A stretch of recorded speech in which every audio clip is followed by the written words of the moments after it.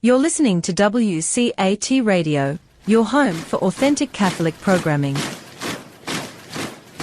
Welcome to The Open Door, a show based on the words in Revelation, "I have left an open door before you, which no one can close." This is WCAT Radio's longest-running show, which opened the door to the radio station in October 2016.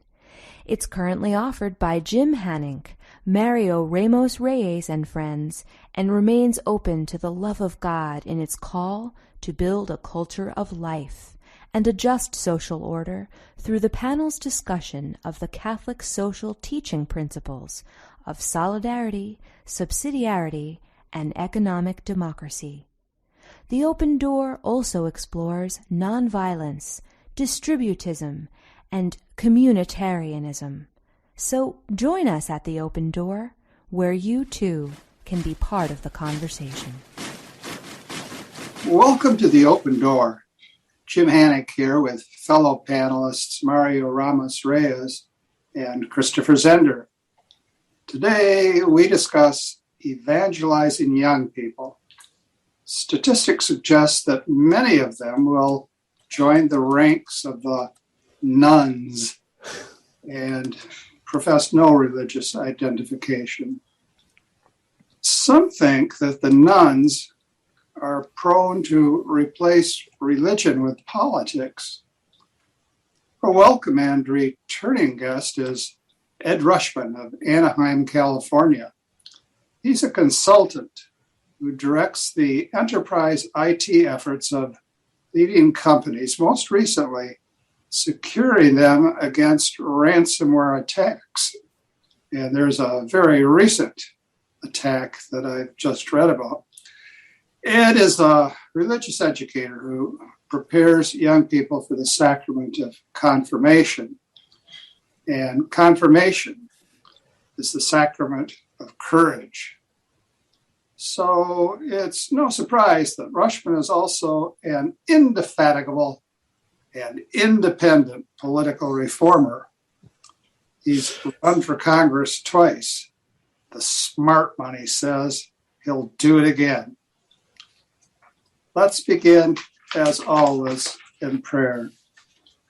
Come, Holy Spirit, fill the hearts of your faithful and enkindle in them the fire of your love. Send forth your Spirit, and they shall be created, and you shall renew the face of the earth. O God, who has taught the hearts of the faithful by the light of the Holy Spirit, grant that by the gift of the same Spirit, we may be always truly wise and ever rejoice in his consolation. Through Christ our Lord. Amen. Could you begin, Ed, by telling us what I should have added to that mini intro? Well, let's see. Well, I think one of the things that you touched on is that, I have a day job. It's not, I don't do this, the confirmation thing full time. I don't get paid for it or anything like that. That has been going on for a very long time. I've actually been working since 1962 because I started when I was a child working in Hollywood. But for the most part now, I have a day job for the last 40 years, married 40 years. There's a whole story to that. 6 children, grew up. I think one of the reasons that I enjoy working with the young people is because when I was growing up, I had no role models. My parents divorced when I was 2, became Catholic because I happened to read the Bible through an accident of fate when I was about 9, a few times through actually, because there was nothing else to do. I mean, that's just the truth. Exposed to the Baltimore Catechism when I was 11, instantly said, this is the truth and this is what I want to do. Became Catholic. And I've had a rough time in many ways where not managing my life well. I really had a rough teen years, as much as I hate that term, in falling into one ditch or the other on either side of the road, both sides of the road. But God is faithful, and I have kind of a wide experience. That's the reason why there's poetry in this one. And everything interests me. So how's that? That's good. That's good. Now, how did you come to preparing young people for confirmation? So my life when I used to manage retail before I went into computers. And my life was pretty lousy when I moved out. My folks split up. They went back together or split up again. So I kind of found myself living by myself, very much hand to mouth when I was 19. Anyway, did a horrible job. It was awful. And when I was 23, I made a retreat called The Search, which is short for Search for Christian Maturity. The way that came about was that I was just feeling so horrible that I asked a coworker, a guy that worked for me in a retail store, because he had told me that his sister was religious, does she know of any retreats? And he said, well, actually, she works on one. So anyway, it's a wonderful group. I don't know what they're doing now, but it was wonderful back in 1980. Made the retreat. It was an utter shock to the system. I can't possibly overstate how severe of a shock. It was the first time in my life I'd ever seen community. I'd never had the experience of being around people that didn't know me but loved me. So it was pretty amazing. And then, so after that, my life changed. And some of us from that retreat group went off and volunteered at various parishes. And so I ended up, at the time, doing a remedial First Communion class, which was, ones that were older that had missed it when they were young. Did that with Carol, my wife. And then just went from there and worked on the retreat some of the time. Definitely the retreat, the way that was done, the spirit of the community is something that affected me deeply. And I also was very blessed at the time. The adult advisor did a really good job understanding what would work for me and recommending books. And we had some conversations that really set me on a better path. So that's kind of how, I guess I'm telling you how I was prepared for it and also how the occasion of it came about. So then every parish that we lived in after that, I would just do something. And it just so happens that confirmation seems to be the thing I've done the most. And I won't, I guess I just have to be direct. And honestly, I didn't think it was being done very well a lot of the time.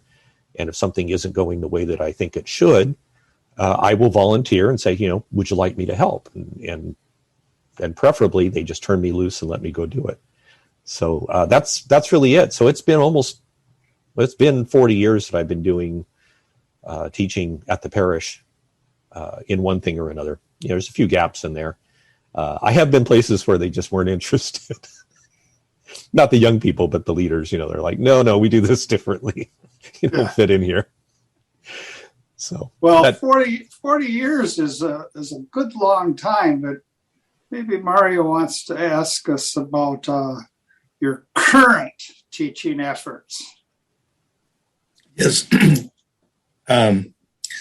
What do you tell young people about the Christian faith in your classes and how they receive that? So I think I'm going to go with the second part first. One of the things that we do, first of all, one of the things we do in business is I try to make changes and then measure the change.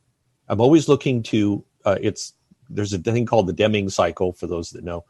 And it's you plan something, you do it, and then you see, did it turn out the way you wanted?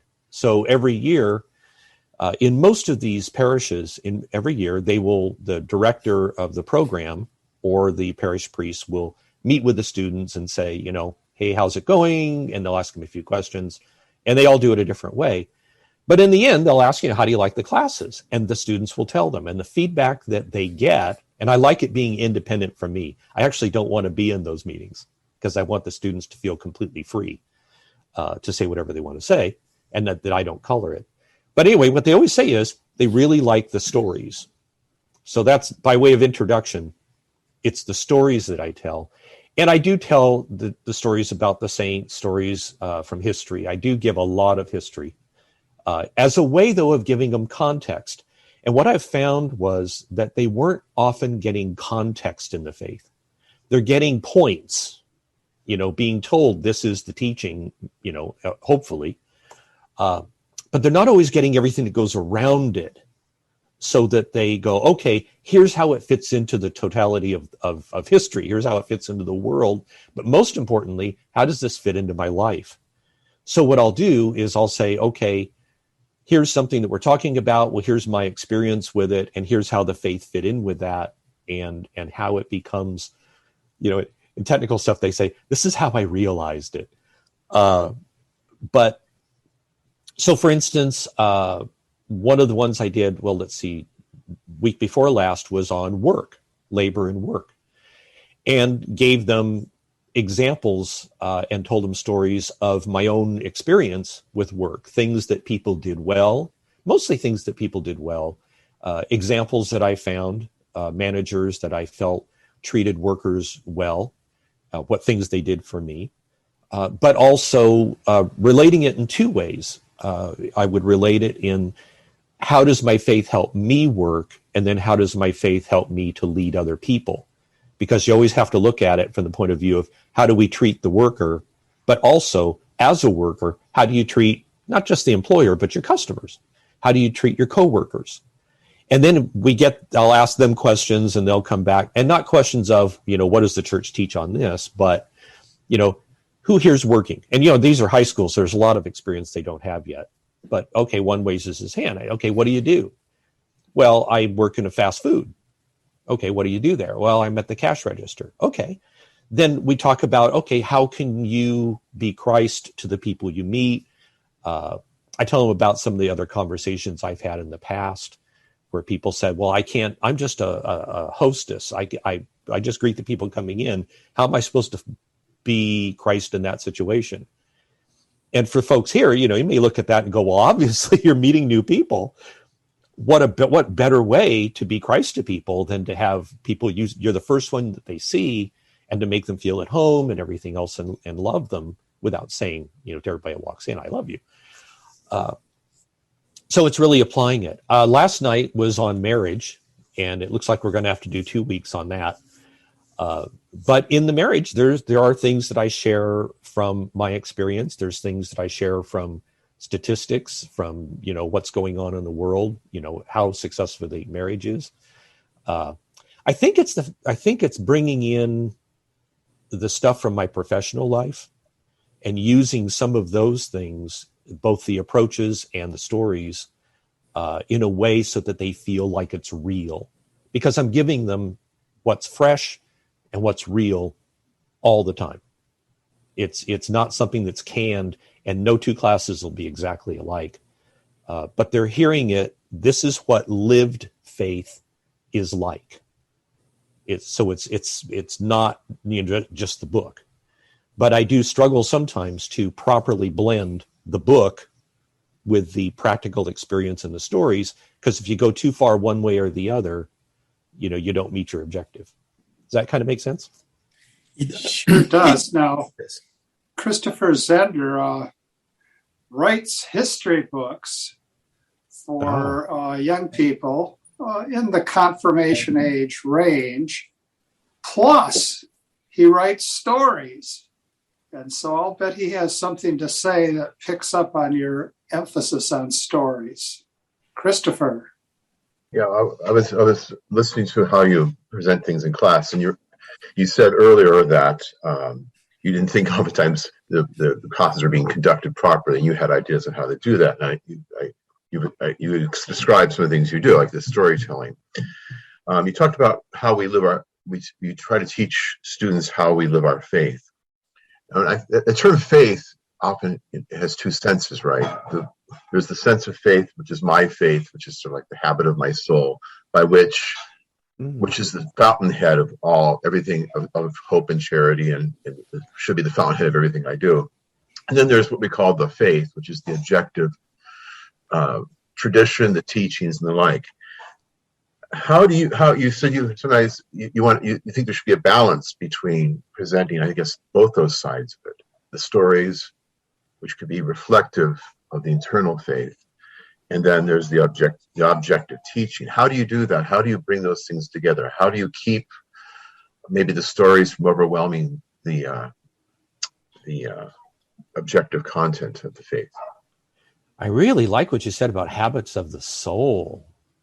I want to write that down because that's new to me. I really like it. I'd be probably very familiar to others.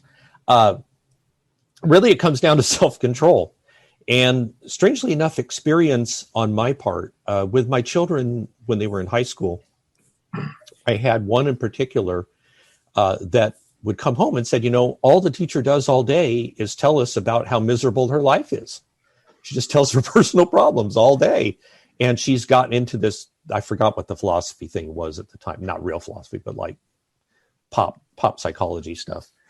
But she was basically working through her psychological exercises in the classroom.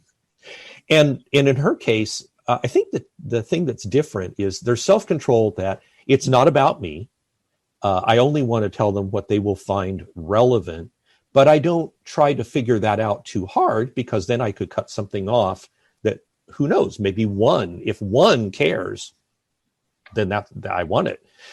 But it's funny because there's a point where I will say out loud most of the time, well, I'm probably going on too long about that, and that's the self-control part.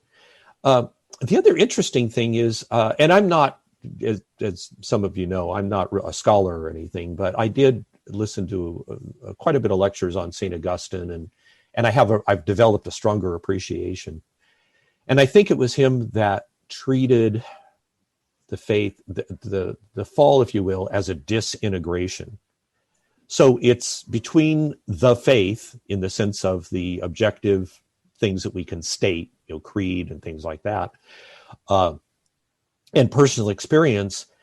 If there's a question of putting them together, then I feel like my faith isn't really integrated. I'm not really, maybe I don't want to say healed from the fall. I'm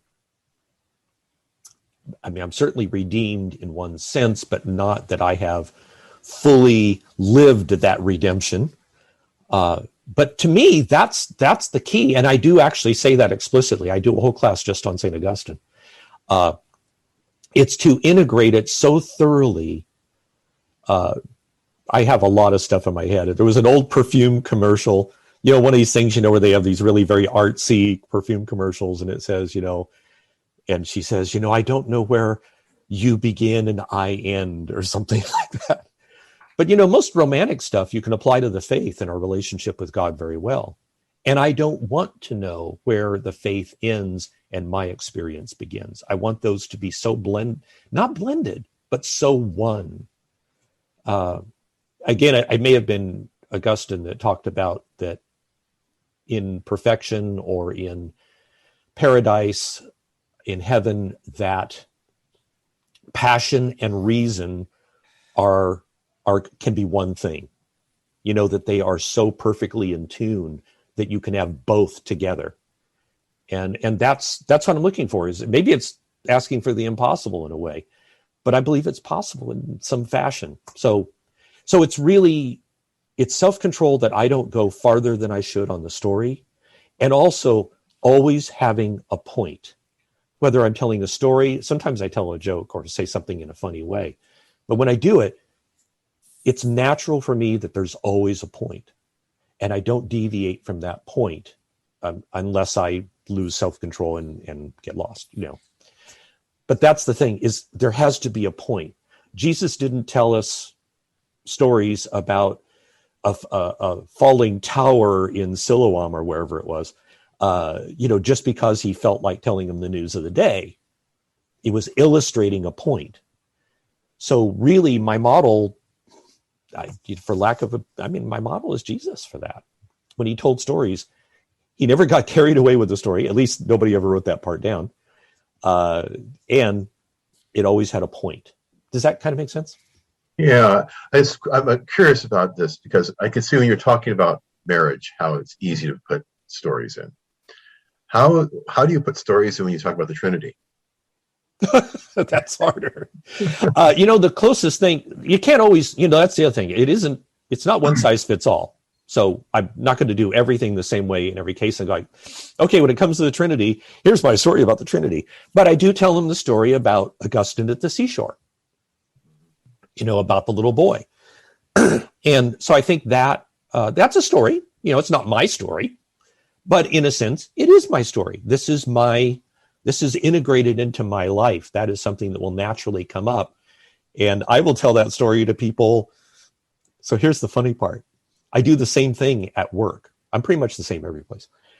So at work, I will tell stories. Now, they won't necessarily be stories from Scripture, but at least once in my career, I have told that story of the seashore because we were dealing with something very complicated technically.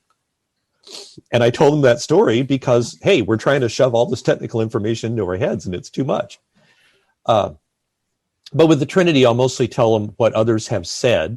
I do use quotes and then expand the quote out and spend some time helping them to understand it because I want them to develop the ability to read something or hear something and then break it down and really meditate on it without ever saying meditate on it. And the best way I know to do that is to do it with them and essentially model the behavior. Most classes, I will start with the Sunday readings for the next Sunday, and then just basically read usually the first reading in the gospel or the second reading. I can't go, if I do them all, I'll lose them. But I'll take the readings and then read them out loud, and then basically just do what I would do in my head out loud, and then draw them in, and say, have you been in this situation? Do you remember a time like this? And then they go, yeah. And then something happens. But yeah, it's still going to be a story. It just may not be my story. Although sometimes I'll say, for the Trinity, I will relate it to, I have multiple roles, and we're not going to fully describe it here and everything. And I always tell them the limits of this. But, am I a father? And well, yeah. Am I a son? Yes. Am I a brother? Yes. I have a lot of different things, but those are not separate things. It's all me. And yet they are perceived as separate. And they really are separate things. And then I always remind them, all these images, especially of the Trinity, it's an imperfect expression. I'm not going to get this just right. I'm not going to tell you something where you suddenly have the full understanding of the Trinity, and I point here like it's in the head, but of course we also talk about the soul and the body and some things like that. Does that kind of do it? It's acknowledging the limits of what we can explain, but I can always get a story out of it, even if it's a story that we hold as a community, like the story of Augustine at the seashore.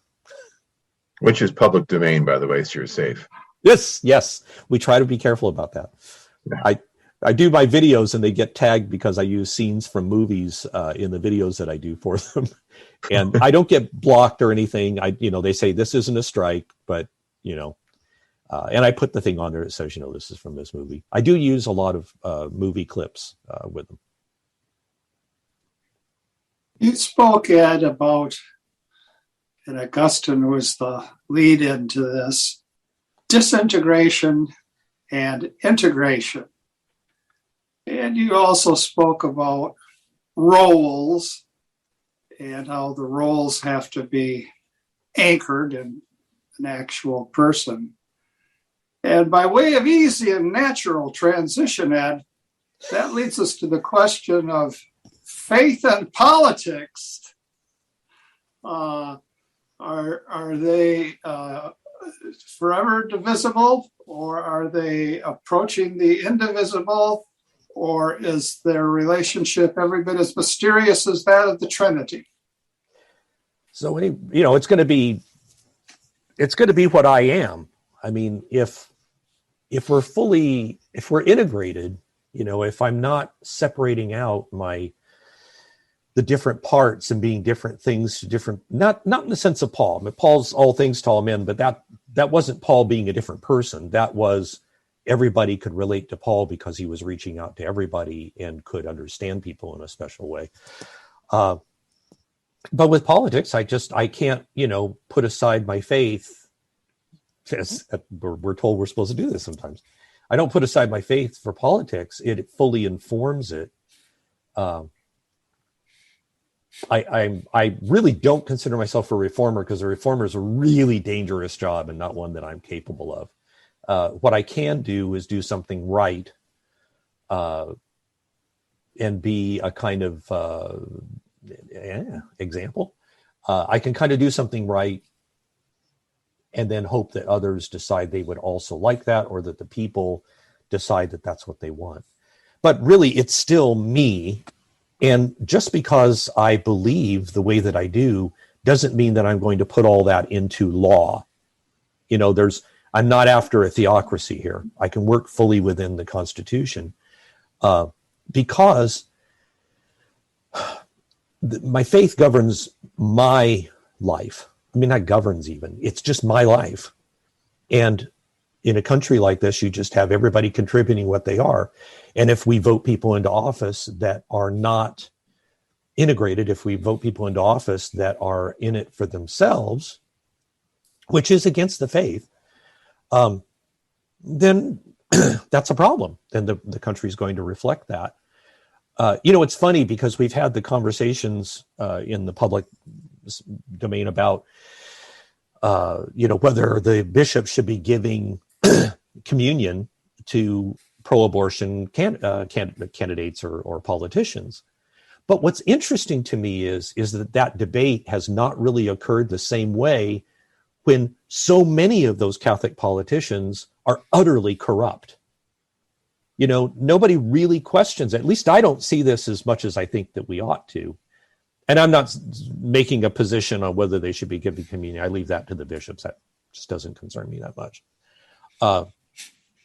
But we don't seem to be outraged over the corruption in the same way that we are over life issues. And I do understand the value of a human life is beyond all cost. I mean, it is a serious thing.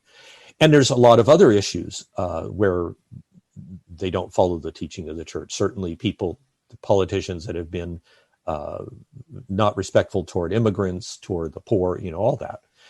But my point is that we've very rarely ever, I've never heard anybody really talk about the obligation as a Catholic to be an ethical politician, to tell the truth, to not take bribes against the innocent, which is in Scripture.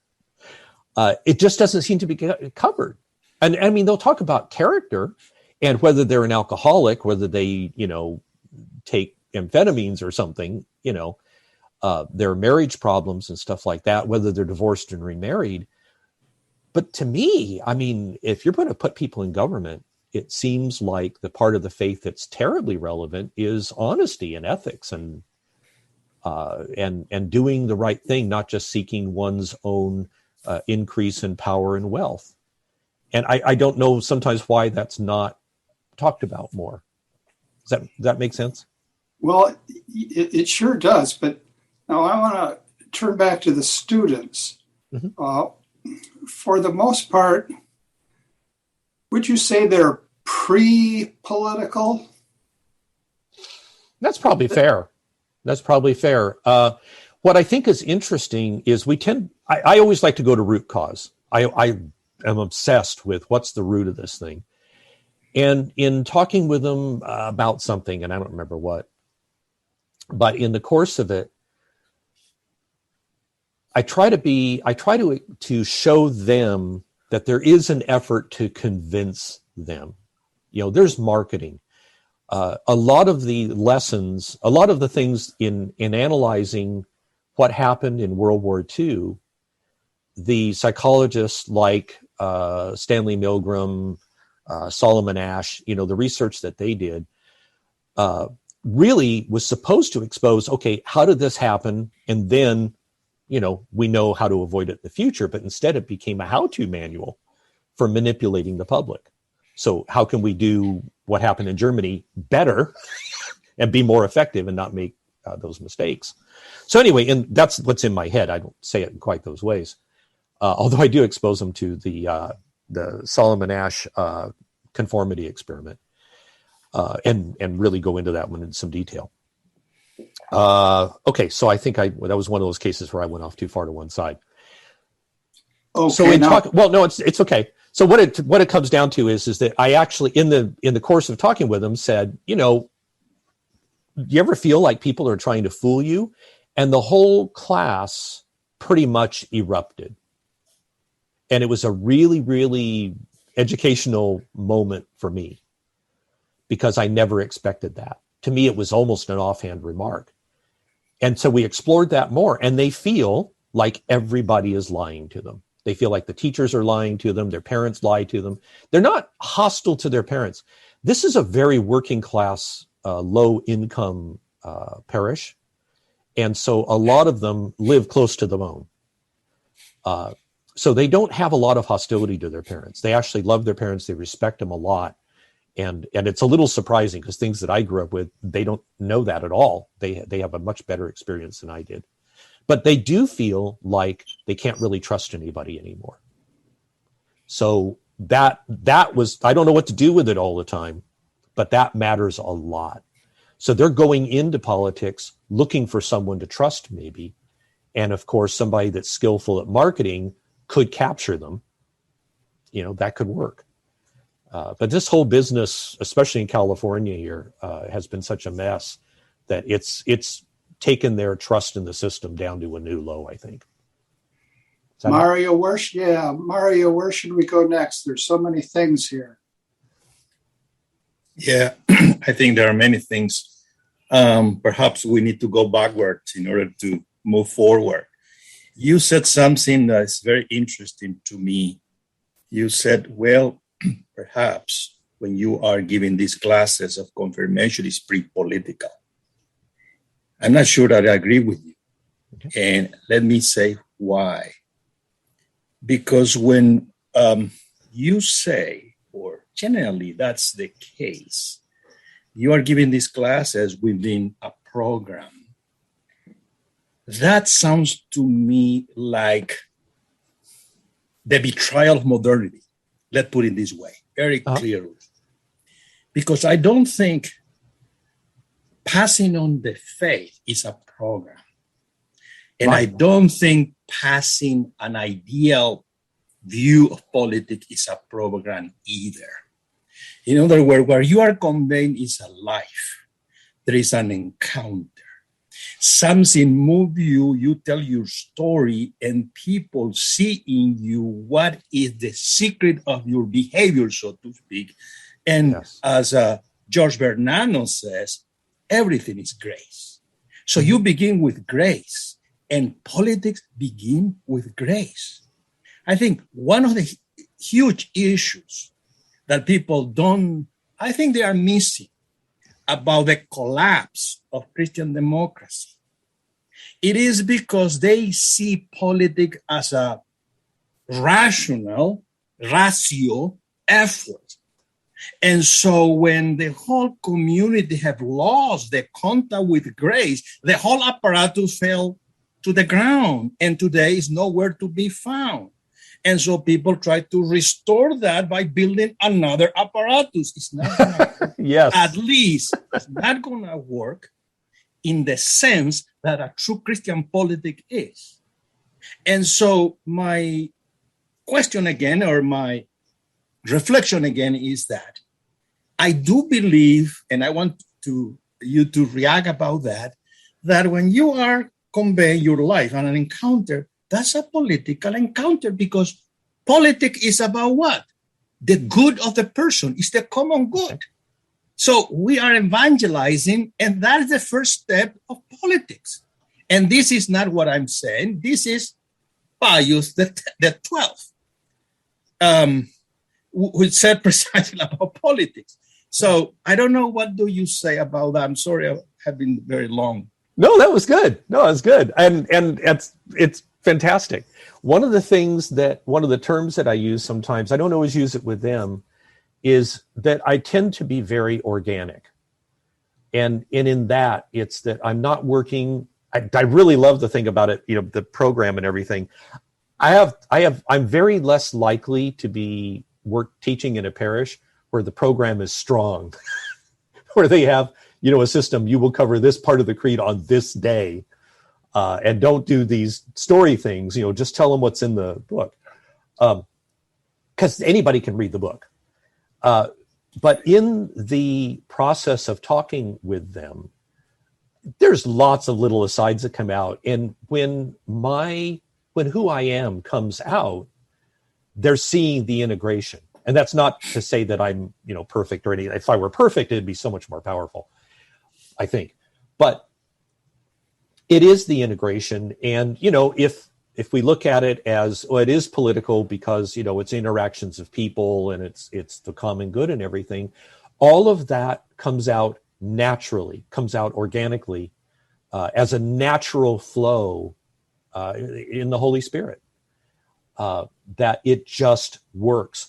And when they say that they like the stories, I know, even though I don't usually say this, and I'm funny even about saying it on here where it's kind of public, but the fact is, I know that they trust me because they're reading the fact that I love them and I care about them and I'm here for their good and not because I'm trying to score points with God. Because I can do, and I've told them, we talk about it. One of the first things I learned to tell them was, by the way, just so you know, I don't get paid for doing this, because they always assume I'm getting paid.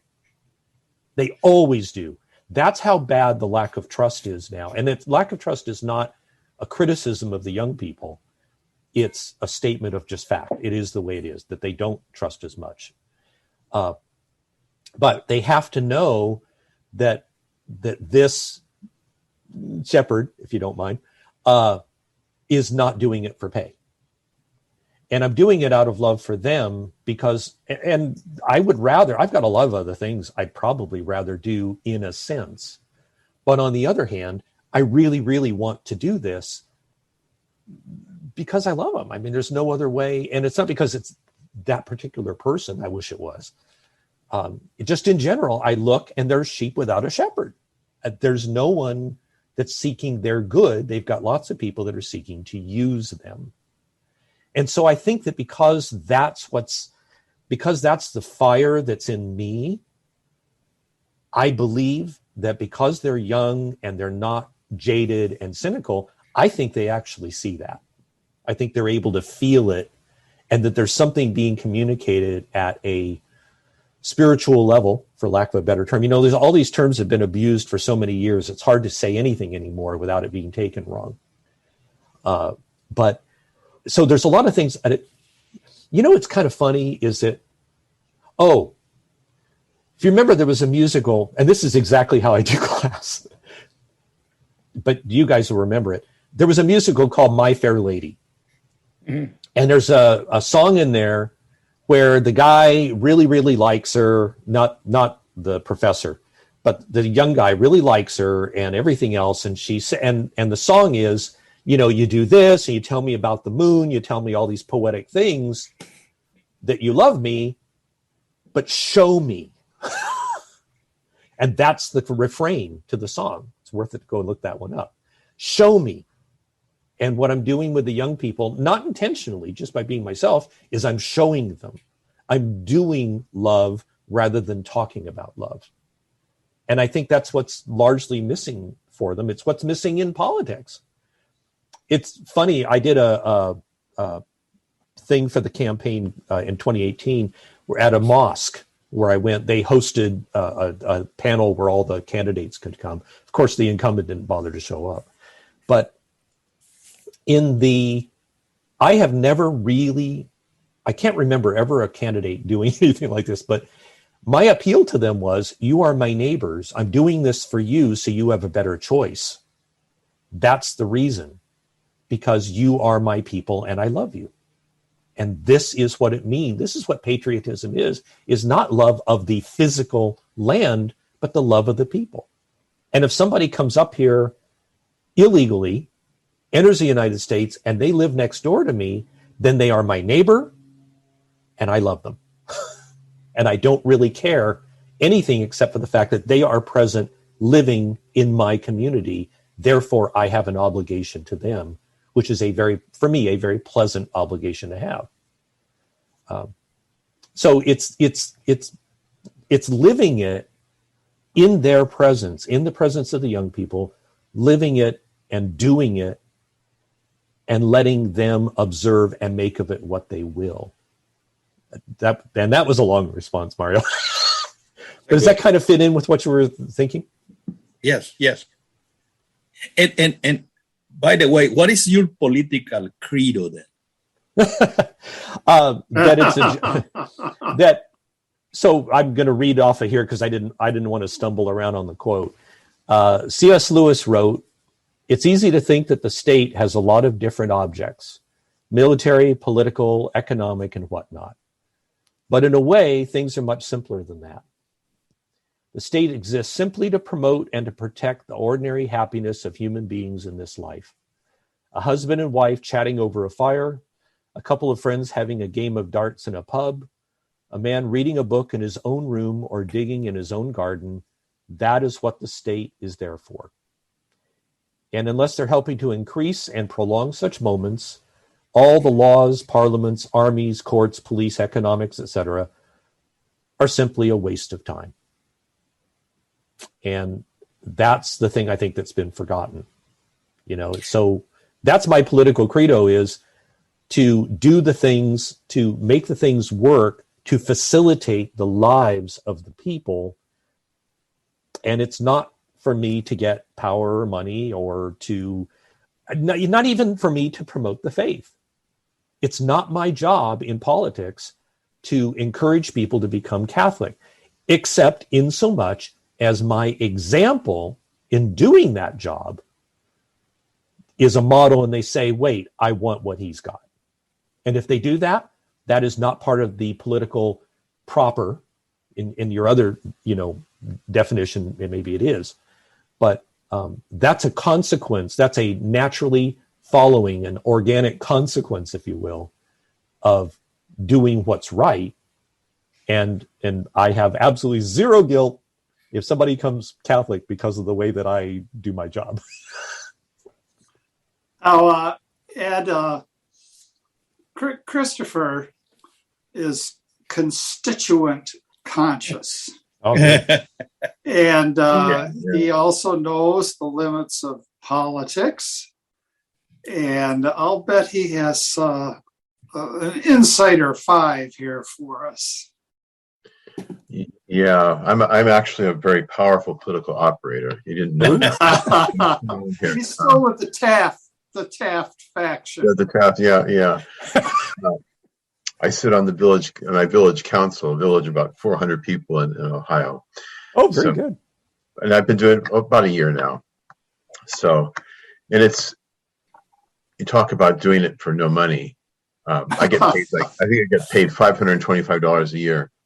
Oh, wow. Yeah, so 2 payments. So so I understand the limit. What you were running for Congress, is that correct? Yes. Yeah. So you would deal with issues that go beyond, say, sewers. For us, it's sewer is the big issue. Moving water from one place to another, making sure water doesn't run in the wrong places. That is like the essence of village government. That's real government. That's the real thing. Right. And we're considering there's questions of the village is sort of depressed, as a lot of Ohio villages are, Ohio towns. We have a threat of 2,600 acres being given over to solar panels. So, and all the problems that's going to bring. So, we have there are those issues that come up. But so you talk about your political credo. What would be your platform if you were running? What sorts of things what kind of planks might be in your platform? So actually, I'm redoing the website right now because it got hacked. But I pretty much just go over all the major functions of government. I have to deal with defense. I have to deal with immigration and, just our and foreign policy. Obviously, the matters of life in the broader sense. So, I mean, I'm thoroughly against the death penalty in the United States in a developed country. There are some fine points of that we won't go into right now. Mm-hmm. But just basically, health, the health of the people, education, all those things. I deal with each one. I don't have an ideology, and had discussions on this. You might disagree. It's like, oh, everybody has an ideology. No, I'm not sure, because an ideology, Thomas Merton said, an ideology is a rule made automatic. Maybe he got that from somebody else. I don't know. But I like that definition. If it becomes automatic, then you're not questioning it anymore. And if you're not questioning it, how are you going to adapt it to changes in the environment? Things change outside. Your views are going to have to adapt. Doesn't mean you change your mind for everything, but we have to change our response. We have to change the actions that we take. So anyway, I deal with each of those things. Once I get the site back up, you can take a look at it. You probably like it all. And you'll probably have some differences, but they're going to be minor, because I've found that these are all more common sense, practical. If there's nothing else, I'm practical. I've done an awful lot of technical work for 40 years. And if there's one thing that's probably made me more successful than anything else, I don't mean monetarily, but in the sense of getting the job done, because I'm really good at getting things done, is because I'm always practical. And if I look at it and I say, okay, what are you going to do with immigration? Well, with immigration, in the first place, you're going to have to accept there's people here that didn't come through a system, that they just got here. I mean, and I know a good number of them. This district, the demographics of this district are such. We have a very large number of people here that are here not through the system. They are not documented. We also have, the last time I looked, because I pulled the data from the registrar, there were 100 different languages being spoken, because they have some language. The number of countries people are from here is huge. And it tends to be low income. If you have a lot of immigrants coming in, they will generally be making less than the people that have been established longer. Even people from the same country, the next generation is going to do better, we hope. And often that's the case. So let's see. So anyway, like on the issue of immigration, you have to start from, here is what it is, not what do I want it to be? What's my attitude? I don't care. The point is, they're here. And now what claim does that make on us as human beings? And what do you have to do the right thing? And then when somebody, the Republican that ran against me in 2018 was for deporting everybody here illegally, period.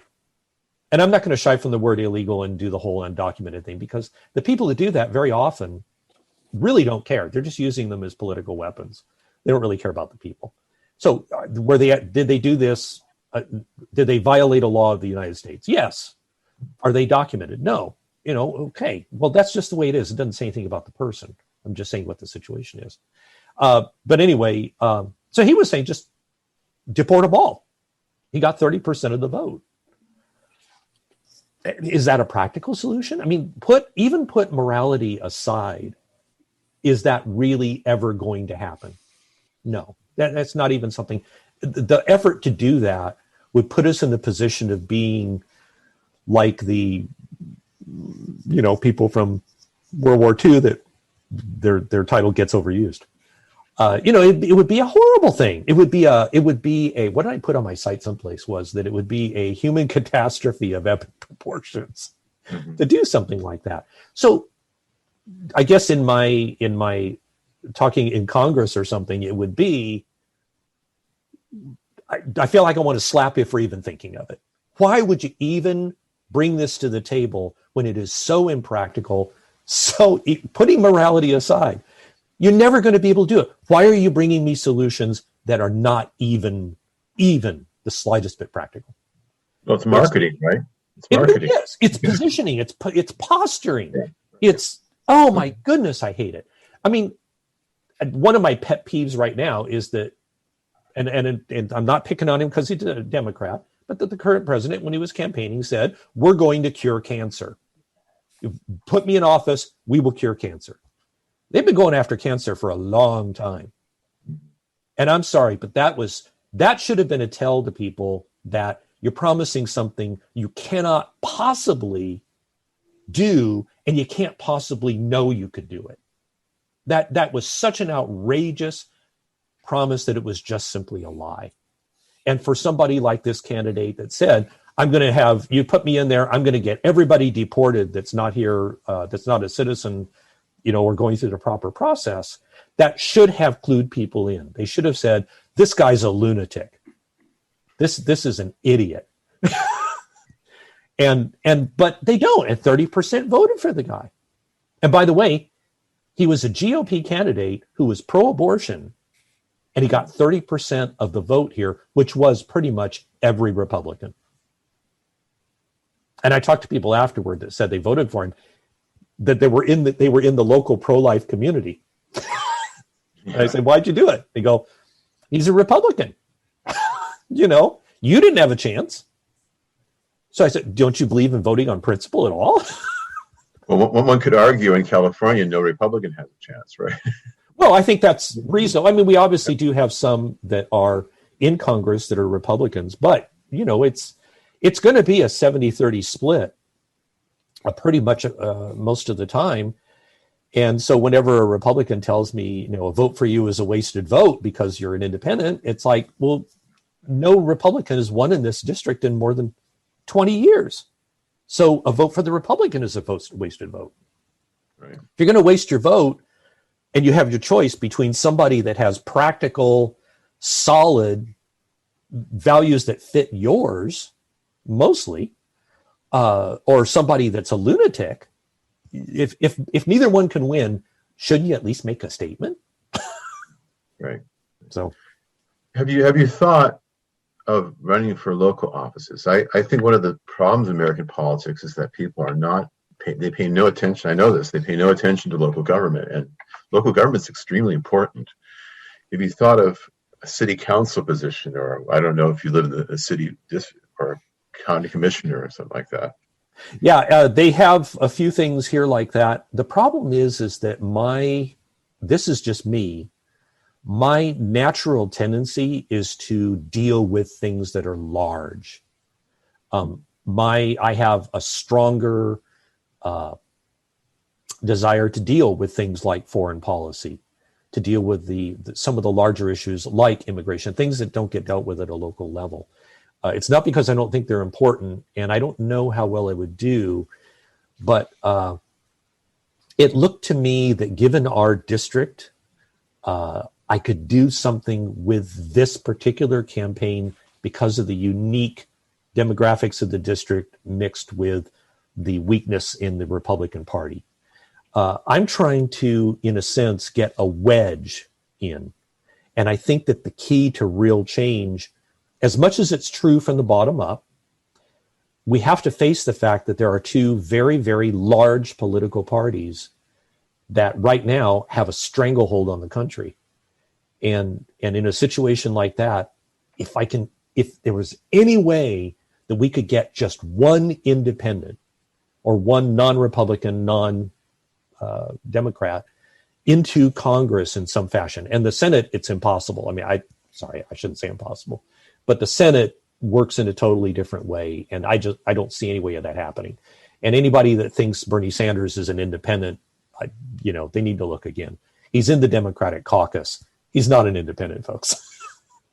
It's just a thing that he does, I think, to make himself feel better for being the horrible person he is. Sorry, I have absolutely no respect for Bernie Sanders at all. He's just, don't even start me. And I'm so sorry if I've offended anybody.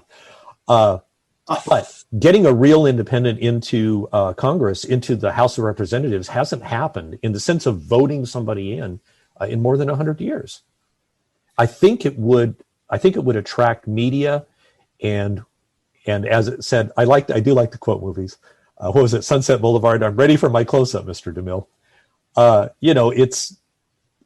think it could do something symbolic that could light the country on fire.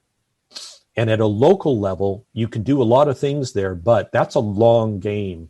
If you're going to start locally in change in the first place, it would take a long time to work that up. And that's not saying not to do it. I absolutely think that's the right thing to do. I think that I perceive this to be a situation that, given who I am and given the particulars of this district, this made sense to me. But I certainly did consider it. I don't always do well in certain things, and the local politics here, you're dealing with stuff. I did a little bit for a while we have our city is divided up into administrative districts. And the one that I was in, I worked with somebody that had been working with the city council and everything. I got a bad enough taste from that one. And honestly, I felt like they were lunatics too. So just, and you probably, in yours, it's Christopher, it's smaller. So I kind of suspect that it's a little more positive in some ways, and maybe you're able to swing it more positive. But here, it looks pretty ugly. Mm-hmm. And we have a lot of, there's corruption here too. I have personal experience, I should say professional experience with some of the corruption, where we had a former mayor that was getting money that he shouldn't have been getting from a company that I worked for. So it was a very bad situation. I don't know. My situation, I just want to, this is a one-off. I see my situation as being a one-off, not saying it's a pattern for anybody else.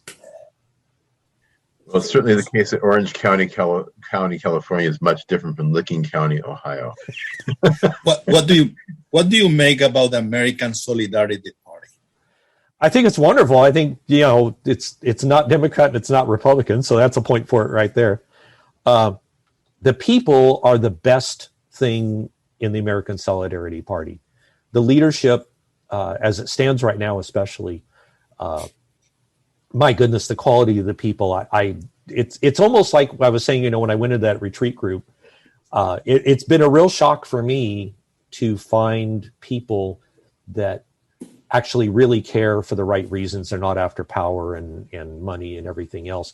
That doesn't mean you won't get people in there that try. Hopefully the party can expel the ones that try to come in and invade and conquer. You've had some success. But mostly it's just that the people, the leadership made such an impression that I just think it's lovely, and I wish it could grow. I think there's some very disaffected groups in the United States that could do a mass exodus from their party and join the American Solidarity Party, and it would be really, really a good idea. I remember an open letter to Hillary Clinton from the Seymour Institute in the campaign, earlier, I think, in the campaign in 2020. I'm sorry, in 2016. Fantastic open letter to her, utterly ignored. That group could very much just mass exodus into the American Solidarity Party, and they would find that it was their party, and it would work very well. There's a lot of groups right now that are not well represented. They're used, but not well represented. And in the Solidarity Party, they would be the party. It'd be wonderful. Ed, you began with a focus on context and trust. And you've also asked us to reflect on the last stanza of Matthew Arnold's Dover Beach. Should I read that stanza? Sure. Ah, love, let us be true to one another. For the world, which seems to lie before us like a land of dreams, so various, so beautiful, so new, hath really neither joy, nor love, nor light, nor certitude, nor peace, nor help for pain. And we are here as on a darkling plain, swept with confused alarms of struggle and flight where ignorant armies clash by night. That's melancholy. That's melancholy. You know, this is about trust and the almost complete absence thereof, and it talks about ignorant armies struggling by night. What else should we think about that you asked us to reflect on? Well, this is the poem, as I understand it, was Matthew Arnold on his honeymoon was looking out at Dover and watching the ocean and thinking that it represented the retreat of the ocean as the tide went out was like the faith leaving Europe. And of course, whenever something powerful leaves, it creates a vacuum. Nature abhors a vacuum. And the things that rush in to fill that vacuum are not usually positive.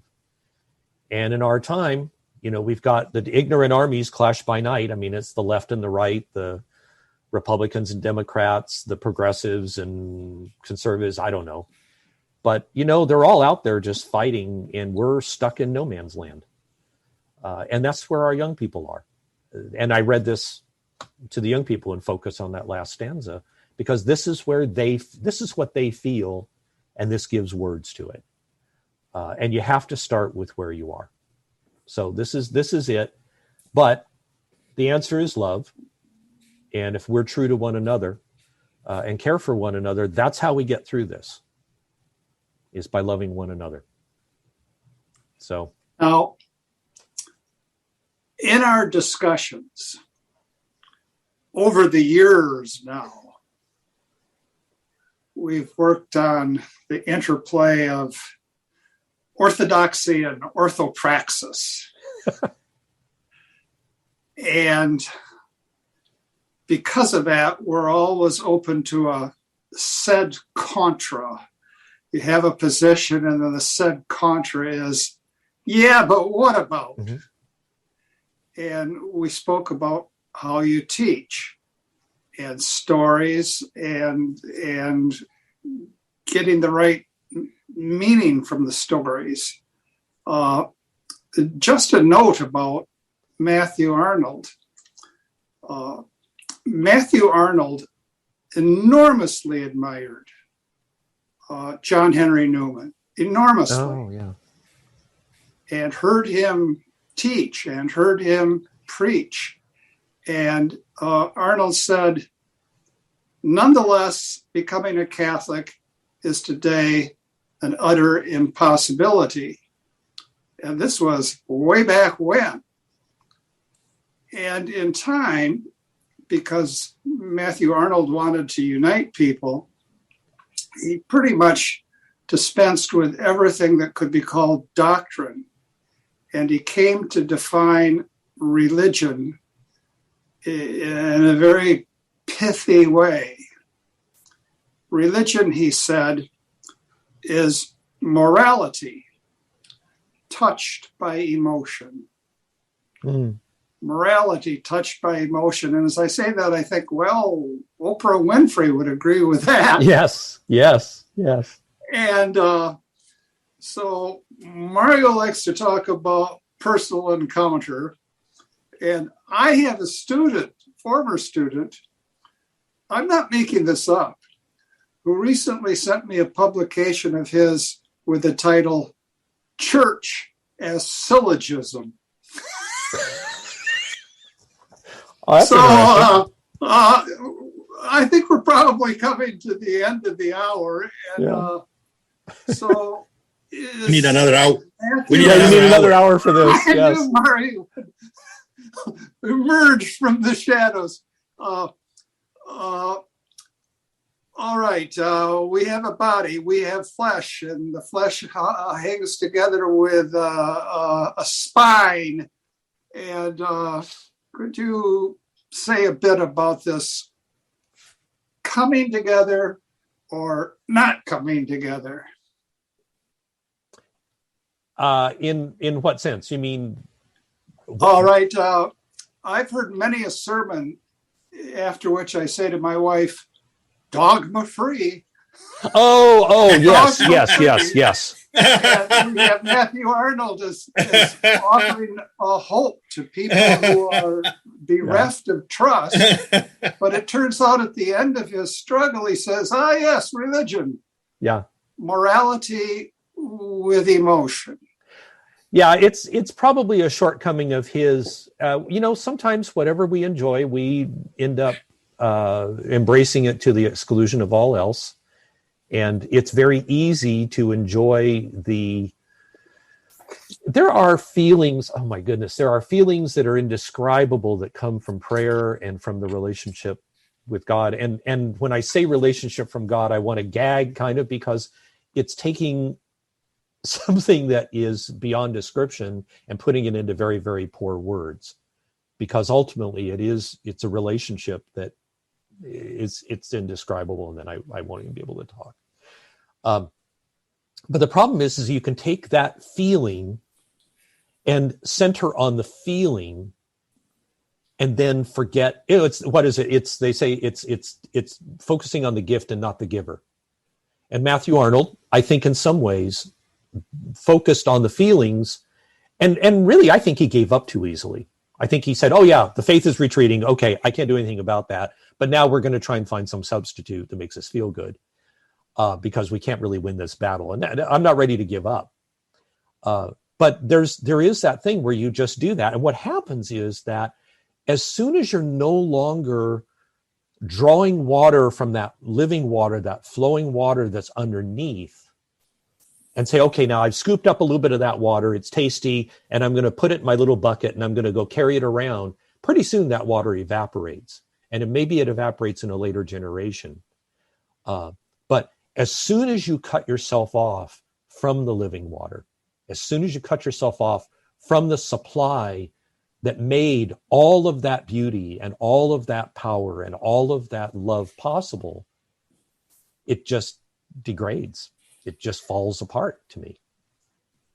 And we're a little limited on time here, but I think that's really my answer to it is that, yeah, it's easy to do that. It's easy to take the good feelings and then want the good feelings only. And the only other thing I'll add on that is that, to me, and I hadn't thought about this before this moment as much, that is the beauty of the dry periods in the spiritual life. Because there are times where we pray and it doesn't feel like anyone's listening and we get no response. And there's just nothing, but we keep doing it. I mean, if you do it right, you keep doing it. And if I have to, I will live on an intellectual faith where I say, I feel nothing right now, but I look back to the past, to what I know is there, to who I know is there. And that will sustain me as best as I can. And I will struggle knowing intellectually that God is listening and that God is love and he's there, even if I don't feel it. What is it? I believe in the sun, even if I don't see it shining. Or Puddleglum in the silver chair in the Chronicles of Narnia. That when he's underground, he says, and the witch says, oh, this sun you speak of, and all that, oh, what an interesting thing. It's on fire. Oh, wow. And he says, you know what? I've been there, but even if what you say is true, I like what I believe better than what you're offering. So we work with what we've got. Sometimes feeling is enough to get me through. Sometimes intellect has to get me through. And in the most blessed times of all, everything is firing all together. And it's the most awesome thing that could ever be. And Christmas is coming. Mario, should we close as we always do, or is there time for... Yes. Yes, all right. It's more than 1 hour. We always close with the gospel for the day. And this is from Luke. At that time, John summoned 2 of his disciples and sent them to the Lord to ask, "Are you the one who is to come, or should we look for another?" When the men came to the Lord, they said, "John the Baptist has sent us to you to ask, are you the one who is to come, or should we look for another?" At that time, Jesus cured many of their diseases, sufferings, and evil spirits. He also granted sight to many who were blind. And Jesus said to them in reply, Go and tell John what you have seen and heard.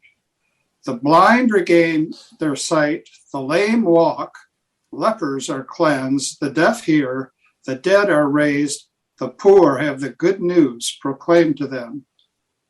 And blessed is the one who takes no offense at me. Come, Lord Jesus, come. Thank you so very much, Ed. Thank you. Oh, thank you. This is just a joy. Thank you. Thank you very much. All Thank right. you. We'll be back in touch once the race gets going. Okay. And the Thank you. gerrymandering has come to a conclusion. Yeah, we'll see how that works out. I mean, Uh-huh. how it looks in the data. Godspeed. Thank you. Thank you for listening to a production of WCAT Radio. Please join us in our mission of evangelization. And don't forget, love lifts up when knowledge takes flight.